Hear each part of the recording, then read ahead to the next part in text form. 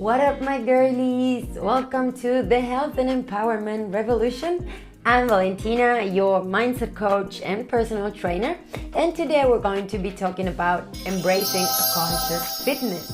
Now, what do I mean with conscious fitness? Well, throughout these many years working in the fitness industry as a personal trainer, in yoga retreats, and by my own experience of my life transformation, what is clearly, like, no question, the biggest barriers that women have to achieve their fitness or health related goals they all come from the mind.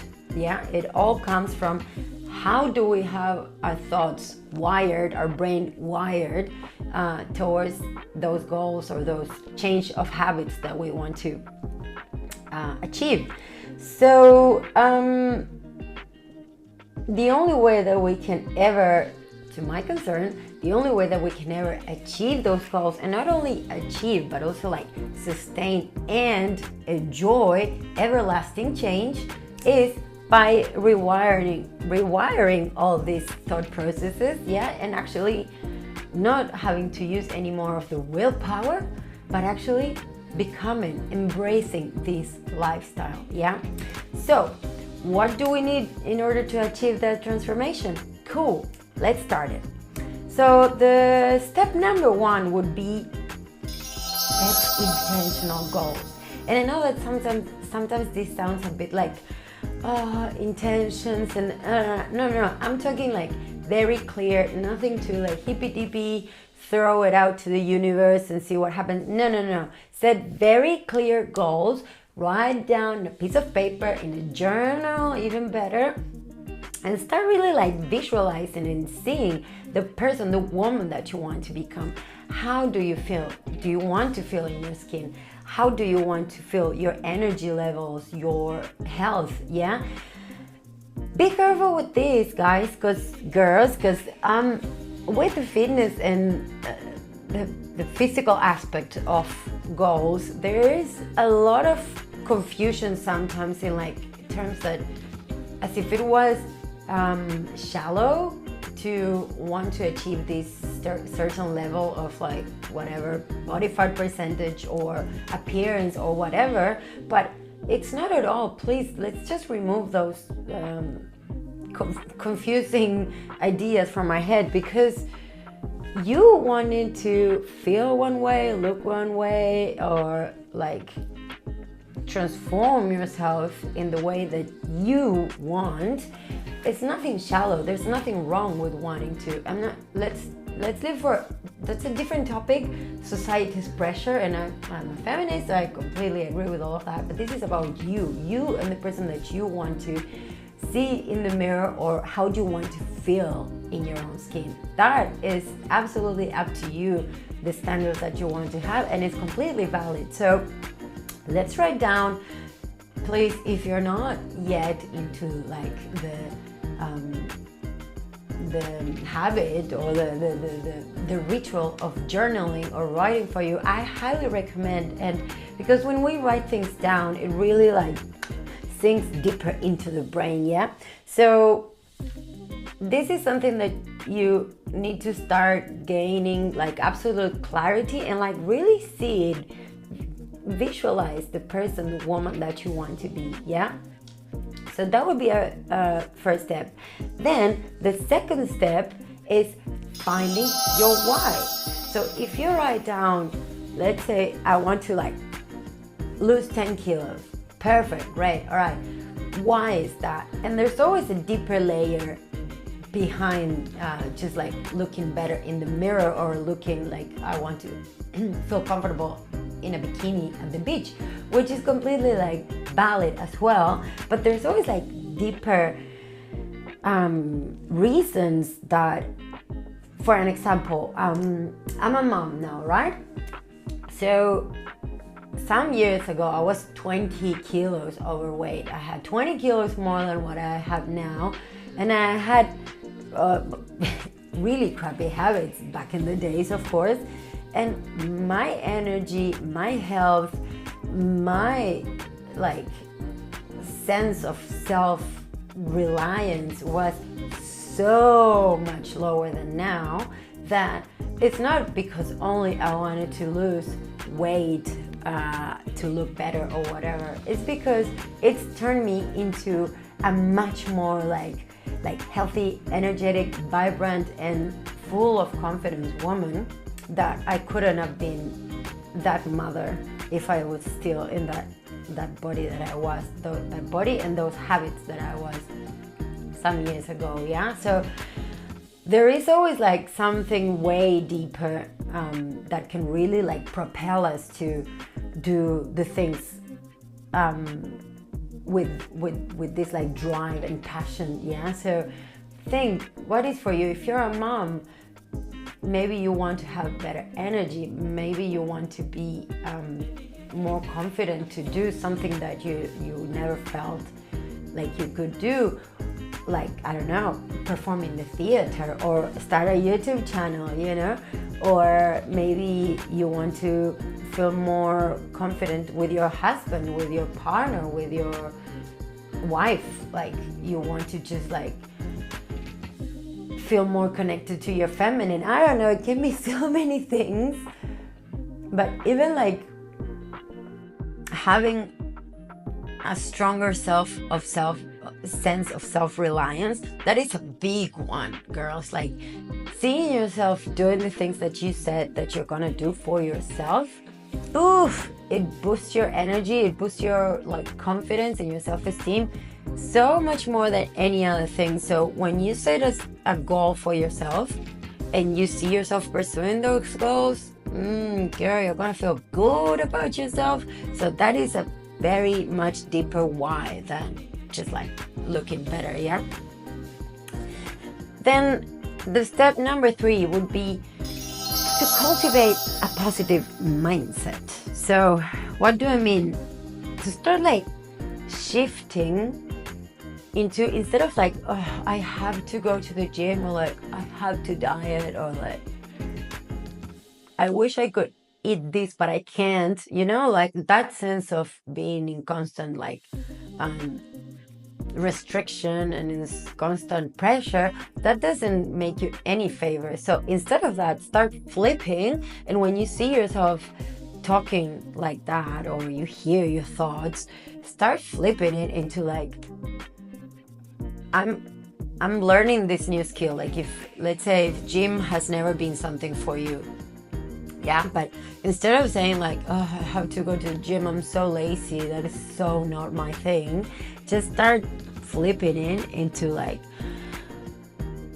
I'm learning this new skill, I really want to build strength, I'm so happy with like myself for going there. Or if you're dieting, instead of saying, oh, I wish I could eat this but I can't, don't do that to yourself. You know, it's such a torture. Just say like, this food at the moment is not aligned with who I want to become. And that flips how you position yourself in the situation and starts to bring you more in a position of like creator of your life rather than like the victim of your circumstances. Does it make sense? Cool. So we're going to start shifting our mindset. And then, very important here, the step 4 would be building a support network. So, no, I'm not saying just go and leave all your friends and partners that are not aligned with your goals. But, my girl, sorry to tell you, but it's a very common fact. And there is a quote actually that says like, surround yourself by 5 drunks and you'll become the 6th one. Now, as I say, I'm not saying to like just let go of all your friends from your whole life or whatever, but starting to be selective with the people and the conversations that you surround yourself with, oof, that is a very important thing when we are trying to reach our next level. If your friends are constantly engaging in like crappy habits, everyone is like drinking, smoking, eating whatever, and you're really wanting to achieve a next level you're in this like fitness journey or health journey, letting go of crappy habits, And you have like friends that are like, oh, come on, girl, like just enjoy a glass of wine. Just like, you 6 a.m. going to the gym. Are you crazy? Well, that is not a positive environment for you. Sorry to tell you. So start connecting with a nice supporting network of empowered women that are wanting to reach always their next level, that are in this constant like seek for growth, of like wanting to be healthy, of wanting to become their greatest selves, because we need each other. You need to have that exchange of nourishing conversations, of information, a gym buddy, whatever. But I always think it's better to have like 2 good people around you than having 20 that don't do you any favor. So very important, my love. Start to really pick and select wisely the people around you and build a nice supporting network around you, yeah? And at point number 5 would be to invest in continuous learning. Why do I say this? Because one of the big things that I see puts down women a little bit in their fitness journey is the lack of information, or they don't know what to do. They go to the gym, they just feel like overwhelmed and ridiculous and embarrassed because they have no idea what to do or why, or how to even put together an exercise routine. Or with food, we've grown with such crappy habits that then we don't know anything different. But girl, it's just a matter of putting a little bit of dedication, investing if you need to have professionals around you that can help you with that. But you can inform yourself. You can really learn from people or by yourself. For an example, like how to have a nice gym routine that is suitable to your body type. And when you do an exercise, like learn how to do it properly and what are the benefits. Like learn to feel your body and know, be conscious about what is your body gaining, not just in the growing muscle, yes, but also like all the benefits that come with that exercise. And it can be anything. It doesn't need to be at the gym. It can be yoga, it can be dancing, it can be running, it can be swimming, whatever you enjoy. Also explore different things, and like whatever you choose, like go deep into it, learn so you really own it. And the same is with a diet. It doesn't need to be so overwhelming. You just start learning 2 or 3 nice nourishing recipes that you enjoy, and start incorporating those small changes that can bring a lot of value in your daily diet, yeah? So it's just a matter of expanding a little bit your knowledge about this with interest, with like saying this is something good for me. So it's not like, oh god, I have to do a diet, or actually like build this like interest and care for what you're learning, because it's so good for you that why wouldn't you be like actually happy to learn it? And then our last bullet point would be point number 6 would be prioritize me time. Yeah, this is a big one, and mostly amongst women. We are all-rounders, do everything, and it's fantastic that we are by nature so caring with others. We care about our kids and our parents and our partners and our friends and everybody, and it's fantastic. Let's not lose that.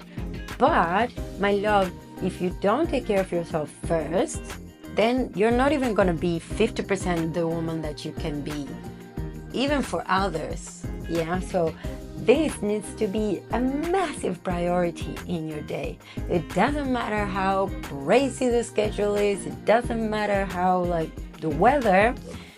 Your self-care needs to be in your top priority list. And I know it's easy. Sometimes it's easier said than done. I'm a mom. I work. I'm a student. I'm a multitasker. But I know that every day I need to do something that is movement of my body, that is nourishing for my mind, that is nourishing for my heart, besides what my family does or doesn't do. Yeah. So this it's something very important to close our little talk for today. See how can you start building this, even if it's half an hour a day, but start building your daily me time, because only good stuff are gonna come from there. And please don't feel any guilt or shame in doing so. Yes, it's all good. It's absolutely necessary. It's your mental, physical, and spiritual health. So those were our 6 points for today, to start building this conscious fitness. I'll definitely go way deeper into each one of them. But for today and for this week, I would love if you can start to reflect on how you can incorporate these tips into your life. Yeah, start to visualize the woman you want to be. Why would you want to achieve those goals and all the other things that we talk? Take your time, journal, and really start reflecting in your daily life. What are you doing or you're not doing that to be able to reach these goals? And I would love to hear your comments. I would love it if you share, and we can see how we can support you in this journey. My revolutionary, thank you for being here today. I love you all, and I'm looking forward to hearing your comments. Bye.